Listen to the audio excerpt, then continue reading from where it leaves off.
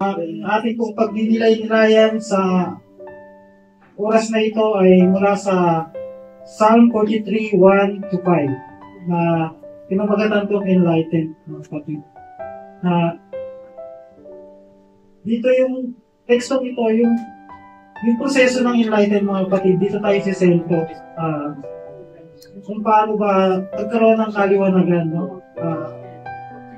Kapag umaharap tayong mga tao sa problema, kadalasan na tinatanong natin ng Diyos, bakit nangyayari sa atin yung mga bagay na ito? Sasabihin natin, mabuti naman akong tao, bakit nangyayari sa akin ito?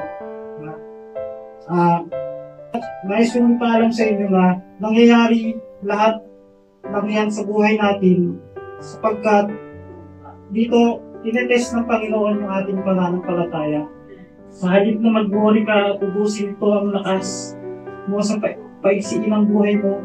Hayaan mo ang Diyos ang bahala sa sitwasyon. Isang malalim na katiyakan. Alam mo na kahit gaano man kapangit ang sitwasyon mo ngayon, kaya nang ilabas ng Diyos, manampalataya ka lang. Bilang pagtatapos,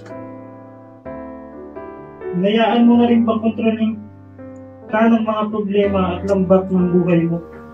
Nakawin ang kagalakan at sirain ang buhay. Kung gayon, ang mga awit ay tinuturo sa atin ang lihim sa pagiging malaya sa kanilang kapangyarihan, ang mamalagi sa katotohanan ng tatlong bagay.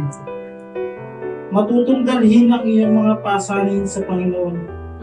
Mangako na mamumuhay ka ayon sa kanyang kalooban at purihin siya kahit na ikamatay mo ito.